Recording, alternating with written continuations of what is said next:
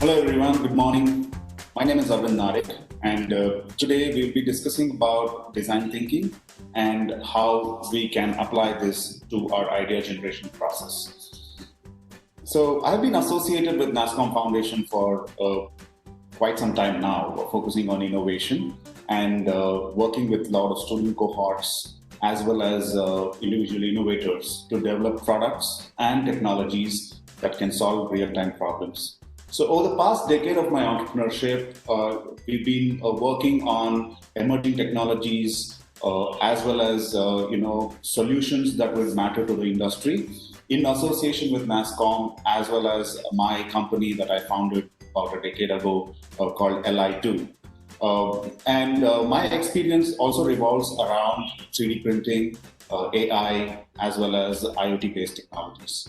So today I just want to spend a little bit of time with you to walk you through this new program that we have launched with NASSCOM Foundation and how we can work towards funneling various ideas and thought processes from the student cohorts across, where you can come up with ideas which are disruptive, which are innovative, as well as something that you think can make an impact in the real world.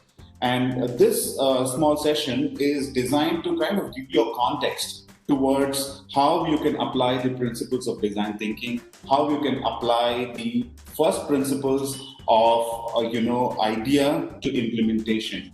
Rather than just coming up with a solution right from the onset, we start working with this concept of what we call as empathy, or empathizing with the end user or the ultimate customer that you want to work with. And then we work backwards towards what is the primary problem that we're trying to solve. So that is the identification part. So typically as students, as innovators, what we tend to do is we jump directly towards the solution and then work towards finding a user or a beneficiary for that solution. So which is absolutely not logical, but very exciting to do, because you already know what you want to build and you just start building it without the knowledge or the know-how of how we can actually impact somebody, right? So from that context, in this small session, I would want to kind of overlay a couple of things. One is the difference between a solution, an idea, and what we call as a challenge or the problem. So typically, we tend to merge the problem and solution as one statement. So we tend to build solutions and assume that that is solving the problem. Most of the cases, it doesn't, because there are so many trivial issues that we need to look at, which could hamper your solution from being implemented in the field. So from that context, I'm going to very quickly share my screen and walk you through the the basics of what we call as design thinking, right? Before that, I'm going to you are here to kind of understand how to apply yourself to be part of this cohort that we are organizing. So from that standpoint, I would like you to just have a quick look at my screen and understand the application process. So here is our portal. In this, if you go to projects, there are various projects that we have created here. So you can go and walk in to create a project. So the first and foremost thing that you would have to do is, enter your idea title and fill out the following 4 questions to apply by applying the principles of design thinking. So essentially, let us call this project as design thinking. You can call it anything, obviously. So then we can move into the next question. So here, as we have clearly mentioned, before you start, yes, you can start with any idea or a title you want. That doesn't really matter at this point. But what's important is the next few questions that we are trying to fill out. We apply the basic concepts very clearly and understand what we're trying to solve. So the primary question here is, now that you have identified a high-level challenge, try to dive deep into it. Do a little research and come up with the specific problems under your selected challenge. So, for example, we can look at solving crime rates in cities, or how do we monitor climate change. It could be any of these. So we need to first and foremost identify our challenge, right? So I'm going to walk you through this in detail with an example thing, but I just want you to first understand the 4 steps that are involved. First, you name your project, and then we look at what kind of challenge. So it is, please understand that, it is a challenge that I want you to write down here, and not the solution. I'm not saying, I'm going to build a device. That is not something that we want to talk about here. I want to talk about what is the problem or what is the challenge that we want to address. That's the first thing, right? So I'm going to just leave it blank right now, just so that, we can come and fill it up later. So the next and the most important aspect is to identify your user, right?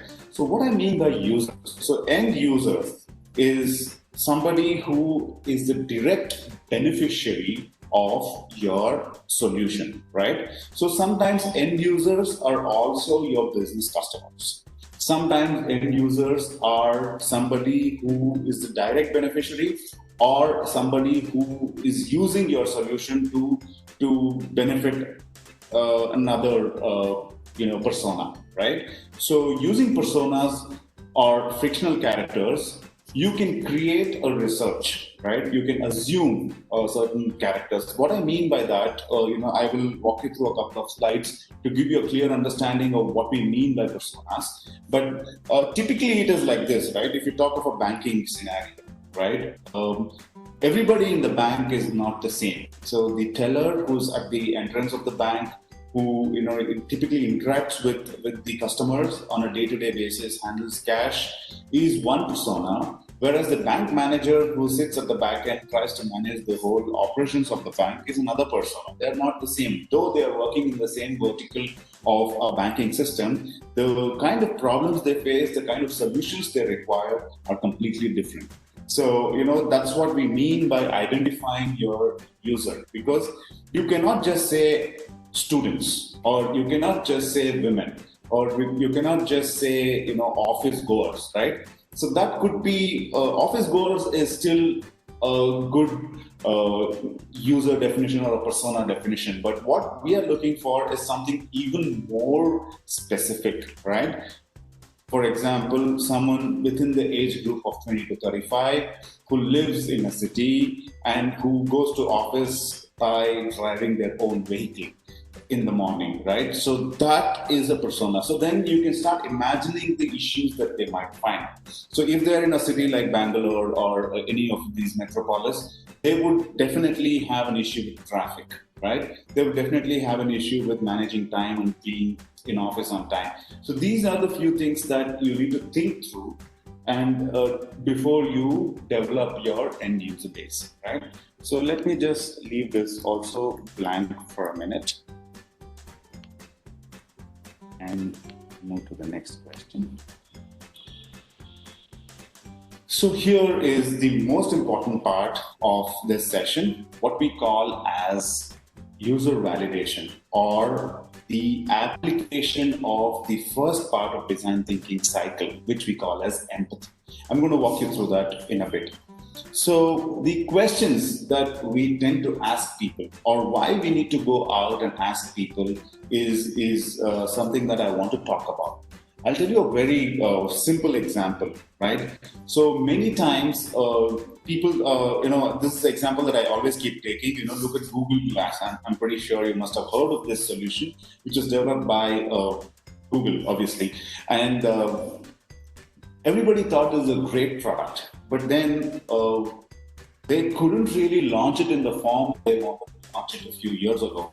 Now, obviously, they're coming back with different versions and different technologies around that. But initially, they thought that it could be a revolution if everybody wears a Google Glass, walks around. There is a virtual interface. There is feedback and AI implemented on that. But then the whole project had to be shut down or revisited, primarily because not because only of the user validation, fail because they just focus on one aspect of it, whether it's going to be exciting, whether it's going to be meaningful for people. But there was also another part, because users also mean privacy, users also mean security. So there was a huge problem with Google Glass that I am recording you right in front of me without your knowledge, right? So that was a huge privacy issue. So this is how you do user validation. When you go deeper and deeper into a particular persona and try and talk to as many people as possible, then you would start understanding that certain things are a go and certain things are a definite no-go. So based on that, we go towards conceptualizing our solution. So typically, when we write an idea and then take it to solution, there are various stages, right? So one of the most important thing that defines the solution is the aspect that user validation is done. So some typical questions that we look at is, do you face this problem? Why, when, where, and how? Do you know anyone else who does this? Examples and experiences needs to be discussed. Is there anything that solves this, or do you think it can be useful? How much would you pay? Right? So this is the most important question, right? People will say, when you take an idea to somebody, they'll say, oh wow, this is great. But then most of the times nobody is willing to pay, right? And there are a few more simple questions that you can continue to ask. So this typically when you submit these applications, we would want you to kind of transcript it either as an audio clipping or a video clipping or a drive link, right? So something where we can evaluate your idea and take you to the next level in terms of mentoring and supporting your project in this particular program, right? So in this innovation portal, when you are filling out your forms, we would expect you to have actually not just imagined your users, but go out and reach out to your end users. So there are a couple of things that you can look at here is, the 5 Eyes and tips. I hope you can see the screen. So there's a design kit that you can look at. The steps for the design kit. I will not go deeper into this because it's already shared with you and you can walk through this. But this would give you a very clear understanding of how to conduct an interview and how you could typically, ask those important questions, right? So this is one thing that you can typically explore, and tips on interviewing, right? So I would recommend, again, this is a part of the design kit. So this would walk you through certain things in terms of what are the do's and don'ts of an interview, right? So please read through this before you actually go out and start talking to people, right? And most importantly, I'm going to also give you another piece of information called talking to humans, the fundamental aspect of design thinking in this particular session. So you can use those principles, combine this to something that's more comfortable. What's most important from this is, stop imagining your users' problems and stop imagining your users' solutions, and identify personas, create a set of assumptions, and your whole objective is to go outside and break your assumptions and get facts in, right? It's very important to do this. So this step, the third step, is not just a form, but it's a physical, real-world activity which we expect you to do and fill out this particular form. So I'll just leave this blank for a minute and then go further, right?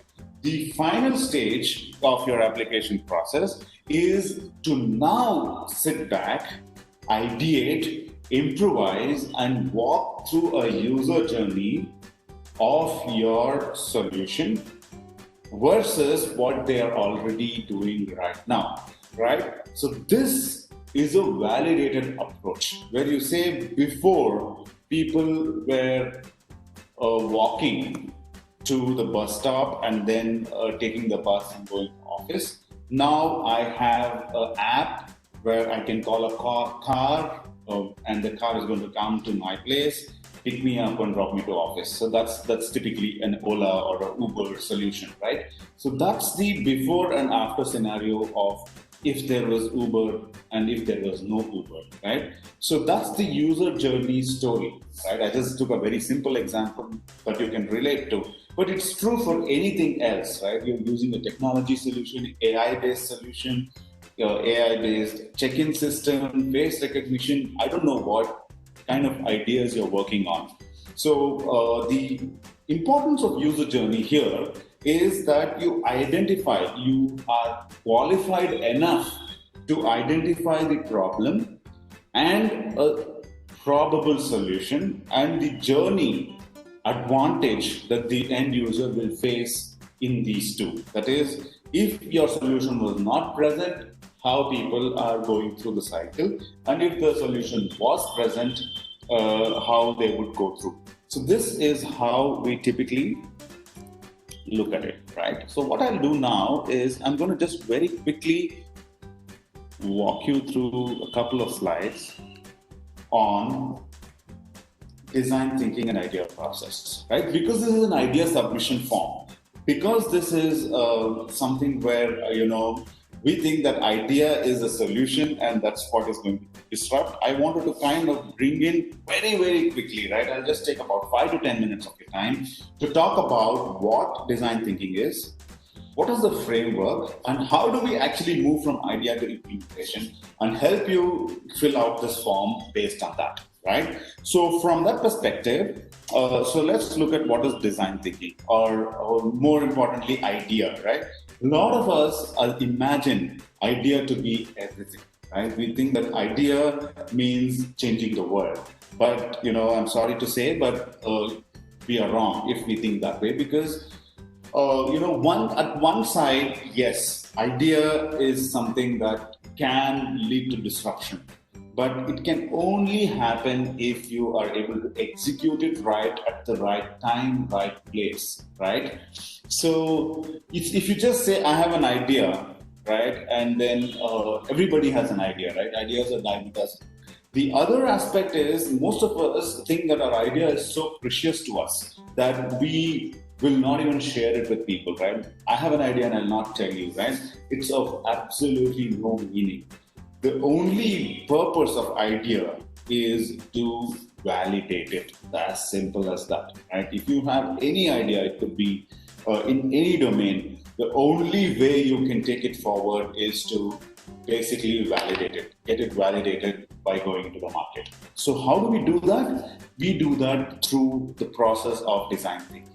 So very quickly, an approach of solving design problems by understanding user needs and developing insights to solve those needs. So if you look back, this is typically what our application process also talks about, right? So when we look at our application process, user journey, user story, right? So we are doing this user validation, identify a user, right? So all of these are typically revolving around this fundamental aspect of the user, and that's the essence of design thinking per se, right? So the process is more of a mindset than an actual step-by-step process. What I mean by mindset is that we stop fixating on our solution and start focusing on our end user and how we can make their situation better. And that is done through this most important aspect, what we call as empathy, right? So that is where the whole process of design thinking starts, right? So I'm pretty sure most of you know what do we mean by empathy, right? So the typical steps of design thinking revolves around these 5 stages very quickly: empathize, define, ideate, prototype, and then test, right? So it's necessarily not in this order, right? You can see there are various lines that we have drawn, which kind of interlinks every aspect. It's more of a curve, kind of a 3D arrangement of empathy, definition, idea, everything kind of overlaps one to another. But to start with, we always start with the idea of empathy. So what do we mean by empathy? Understand the experience of the end user and observe, engage, watch, and listen, right? This one aspect, and that is why if you go back to our form, we want you to start with this, because this is one aspect almost 90 to almost everybody, almost 100% of the users tend to miss it out. Not the users, the innovators tend to miss it out. We just don't even care about why we are building this product or a solution. We just go because we are fixated on, I want to use AI, I want to use robotics or whatnot, and just forget about how to make it easy, right? So at this point, I'd like to bring out a quote by Albert Einstein. He said, try to make things as simple as possible, but not simpler, right? So our goal as innovators is to make it simple as much as possible so that all the elements are there, but it is simple and not the other way around, basically, right? Try to bring in hundreds of technologies, hundreds of solutions, increase the cost up, eventually make it unviable for everyone, right? So the most important part for that is observe and engage, watch and listen, right? So we need to do that. Only if we are able to do that, then we are able to define what the problem is, what the user needs are, and then we start developing insights. And then, and only then, we come up with the idea. Please remember, idea is a consequence of your empathy, of your identifying the user and identifying the problems of your user, right? So that is the identification of the challenge. So challenge is when you empathize and understand the user workflow, you start identifying problems. And these problems are what we call as challenges. And how to solve these set of problems in the most effective way is the definition of the idea, right? So that's where the crux of the problem starts. And that is not the end of it, it's the starting point. After that, we go into the outside world by making prototypes, taking it to the market, testing it out, getting feedback, and then repeating the process. Once we get feedback, it's already gone to empathy stage. So we ideate again to say how to make it better. Then again we define, ideate, and then we have a second prototype, then we test. So this cycle kind of goes round and round and round, right? So this is the empathize, define, ideate process which keeps going through. And what's most important in terms of our idea submission is we focus on empathize. So for that, very quickly, these are the three simple questions, right, which we've already highlighted into our, application form. Obviously, you must have already seen it. Now that you have a high-level understanding of the challenge, you basically go out and understand these questions, right? Do you face this problem? Do you know anyone who does? Examples, will they pay for it? So this is the user validation aspect, which is all still happening at the empathy part of your problem statement, right? So here is the set of questions that we still again want to ask, right? So basically we say, does the problem exist? Is the solution meaningful? Will they pay? Who will pay? So for this, I'd like you to just go and look for this PDF, a reference recommendation called Talking to Humans.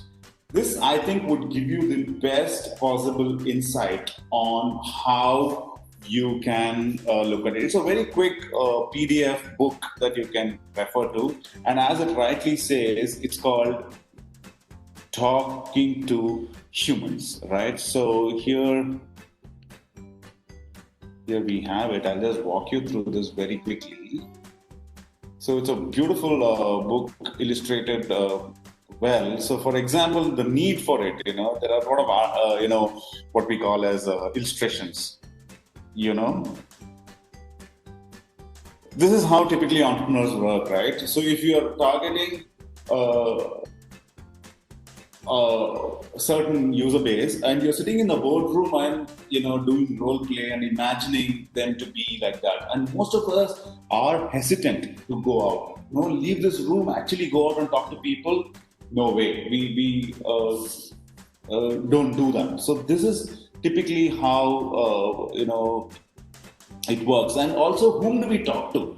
We typically go and try and talk to our friends and family. But the only thing that you would get is, wow, great, right? So nobody would want to give you a negative feedback, or somebody would want to give you a complete negative feedback because they're scared that you will fail, right? So both are not good. So we need to go and talk to somebody who is in the second or the third layer of reference, and then go, right? And most importantly, when we're going and talking to people, do not impose, right? Do not impose something on them, rather than that, the art of talking to humans is about listening, right? So this is about a few pages that are there. I would definitely recommend you to walk through this talking to humans before you can actually fill out this, right? So the three things, the design kit, both for interviews as well as the whys, the 5 whys. Please ask those and read up those, and then eventually read up the talking to humans aspect of it. Then you would be in a position to be very clear of defining your user base, then ideating and building personas, right? So once you do that, automatically your solutions will start pouring in, and that's when you can start creating the user journey. So user journey, as referenced, is not the complete solution, but how you envision your solution to help make the process easier for the end user, right?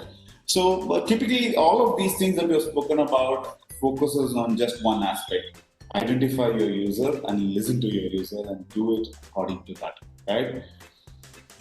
So these are a few tips. You could probably take a screenshot of this as you're watching this footage.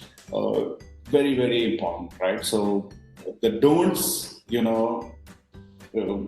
don'ts are very important, because we typically go with a set of questions, and always don't listen to what they say as on face value, right? Because people are not blunt, people are very polite, and people sometimes tend to give you a hidden message about the problem rather than directly. So don't take the conversation literally, right? Don't record the conversation and just do exactly what they say. You rather probe and understand why that particular statement has come. So there might be an issue of commercials involved, so people might not want to say that it's too expensive, and they would give you some other type of feedback. So everything is important. So if you're really serious, if you're really very committed towards taking this to the next level, these things are very important. Listening to your user is extremely important in this thing, right? So I think we kind of walked you through this whole design thinking process: empathizing, defining, ideating. So this is the three things that we would want to use right now to fill out the forms. And as we fill out, and once we start getting into the cohort and starting your innovation, prototyping, testing, and mentoring will happen, right? So in this process, typically, we look at these 4 aspects to be captured: the idea, the value proposition that you bring into the end user, the market that we are looking at, and but not the least is the kind of team, the entrepreneurs, and how you can leverage the ecosystem. All of these put together is the ultimate solution that you would want to bring in. And these things typically will come out while having a discussion with the users, right? So this is how we approach: top down to bottom up, horizontal to vertical, vertical to persona, right? So this is very important for you to look at it again. very, very quickly, right? So we typically start with a persona when we're doing the user definition, but then to identify the persona, we need to have clear knowledge of what the problem is, right? So the problem is sometimes industry specific or sometimes technology specific, right? Some people don't have a computer in a bank, right? So that's a technological problem. It's not an industry specific problem, right? But banknotes being touched by the tellers because during these pandemic times, it's very risky. That's an industry specific, vertical specific, persona specific problem. So this is how we identify. If somebody doesn't have a computer in a bank, then that's a technology horizontal problem. If somebody is touching too many banknotes and are prone to virus attack, then that is a vertical specific to a certain persona. So we need to be able to pinpoint this very clearly, and based on that, build your user persona and then reach out to them and ask those important questions, right? So this is how I wanted to talk to. We don't want to get into prototyping at this point because it's kind of too early. But I guess I have kind of touched upon the basics of design thinking. If you do still have any questions, you can always reach out to me. My name is Arvind Nadig. You can find me on LinkedIn or through the NASCOM Foundation channels. You can come, and the company that I run is called Li2 and Brahma 3, right? So you can find me somewhere, and you can always reach out to me or the NASCOM Foundation team, right? So now back to the form on how we can apply. So I'm going to just kind of quickly walk you through one of the projects that we just thought we'll share it with you, right? So if you go to the thing, we have kind of created many things. The design thinking was something that I just created right now. So here is a simple thing that one of our student groups created. So what is the challenge? So the hydraulically actuated autonomous nurse. So that is the name of the project that we created, right? HYAN is what they have called. The next question was problem statement. Now that you have identified the challenge, let us go and see. So what is the challenge? Identify the challenge. The nursing staff in hospitals suffer from occupation-related injuries and their workload is excessive. So they also then have done a bit of research to talk about the nurses that are there in the market and the number of patients that are there, and how if somebody is lifting a patient continuously and placing them back, there is a severe problem of one injuring the patient themselves, then injuring the nurses themselves, right? So there is two things that could be a huge problem because they're not trained people. And especially during these times when, coming in close proximity with the patient is also very dangerous because of the COVID-19 and other pandemics that might affect people. So a robotic solution is what they want to identify as a challenge. So they say that we intend to do this. So the next, what they try to do is, who is the stakeholder? The identification of the stakeholder. So they say facilities, nursing homes, old age homes, hospitals. That's the vertical, and those are the people that might want to use it. So then they've gone one step further in identifying the user and also creating a questionnaire.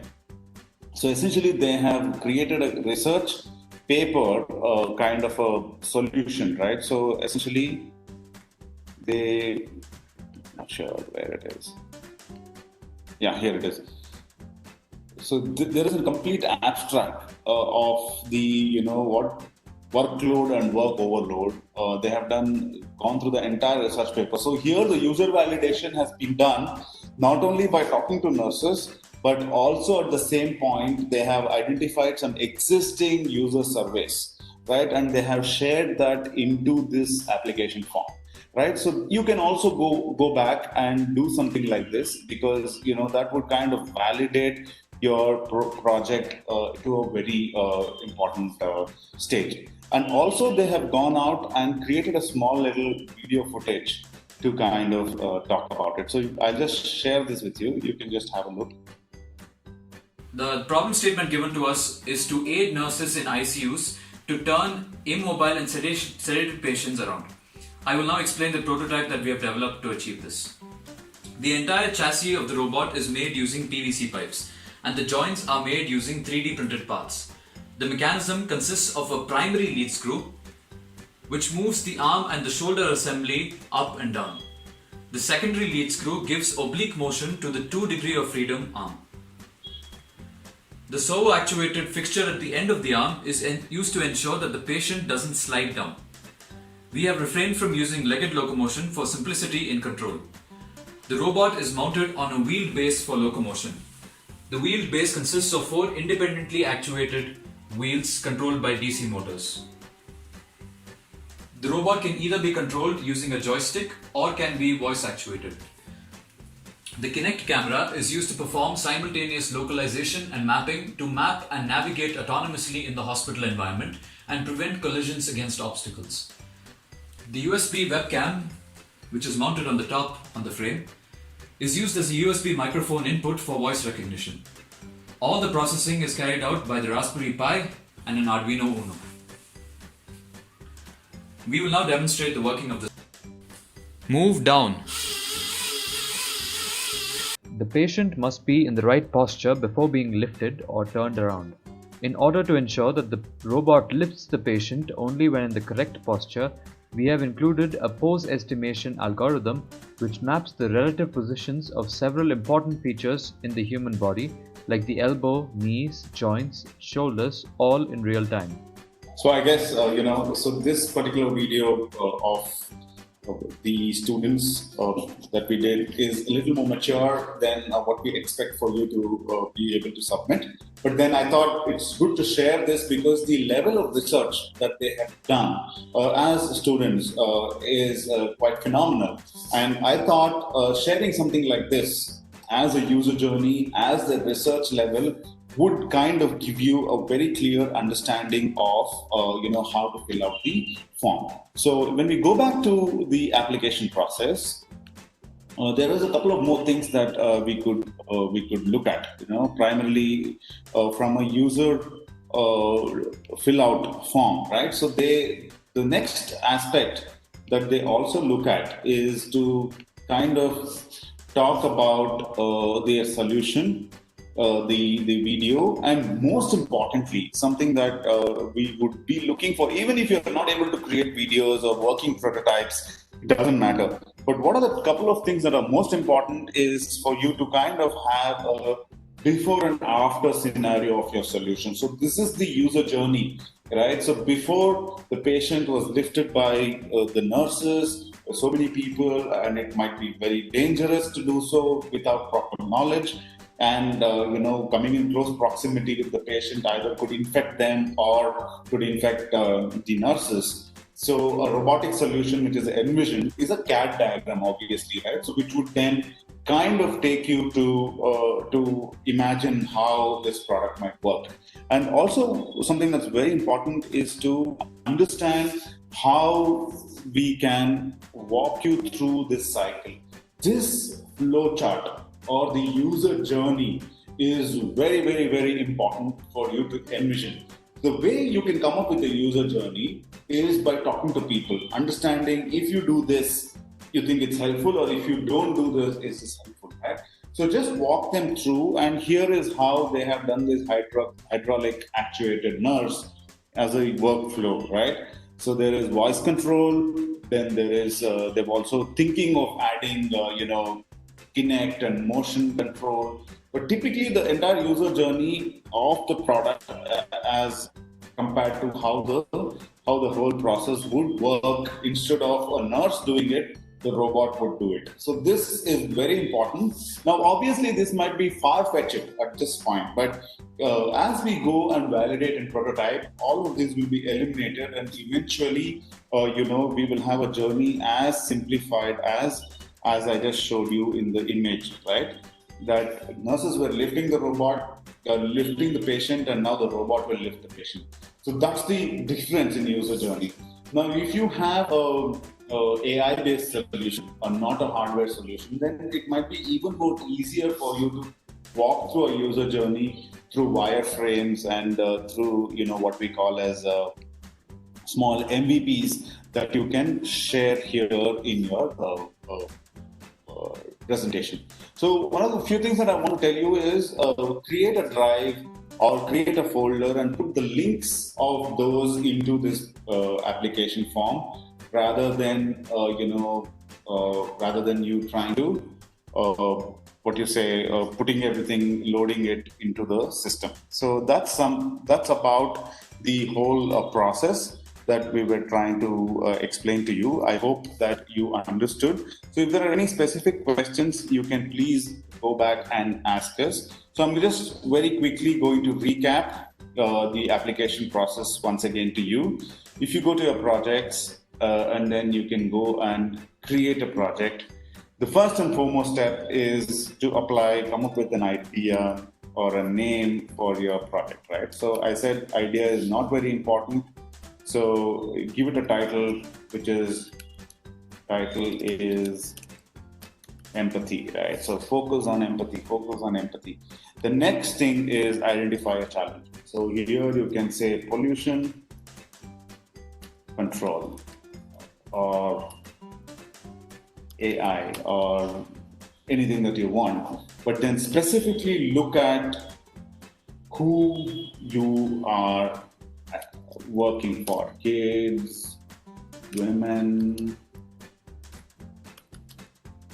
or office people. Then go down further to go and say, bank people, so on and so forth. So you can keep identifying this and then start identifying what is the core issue that you want to attack and what is the challenge. And the way to do it is by actually identifying the users. As I clearly mentioned in my previous few slides, identifying the user as personas, whether they belong to a particular vertical or they belong to a particular horizontal based technology problem. It is specific to a certain gender type, certain age group, certain geography, certain work type. That is very important. Once you identify that, it's not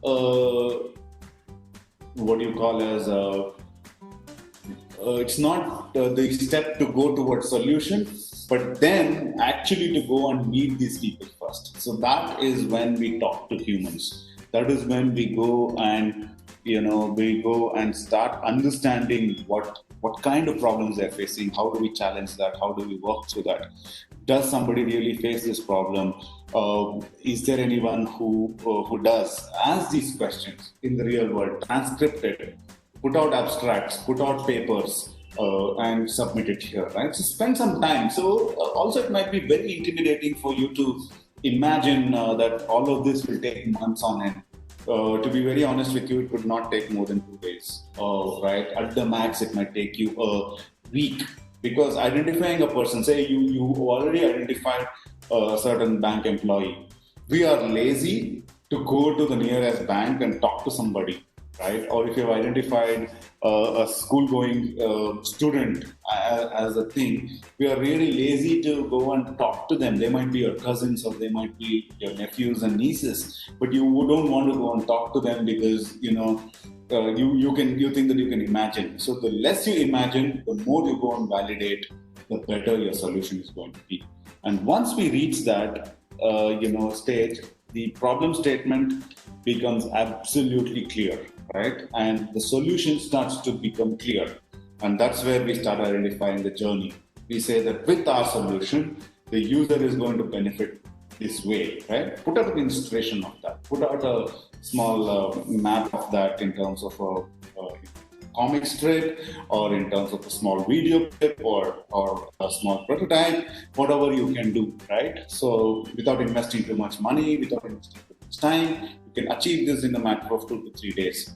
So with this, I'm guessing that most of you have got a clear understanding of how we go about and apply for this innovation challenge and be part of this cohort, right? So I look forward to maybe meeting you on the other side where you apply and maybe mentor and work with you, with my team very soon. And the NASCOM Foundation, with the experience that brings in this program, could typically be a disruptor with a lot of innovations coming up.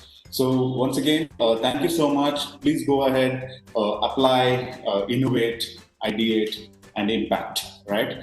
So thank you. I'm signing off right now. If you do have any further questions, you can please me. My name is Arvind Nadig. I'm one of the founding directors of LI2 and Brahma 3. I work closely with the NASCOM and NASCOM Foundation team on their panels for innovation, mentoring, as well as consulting. So with this, thank you so much. Wish you all the best and happy innovation. Thank you.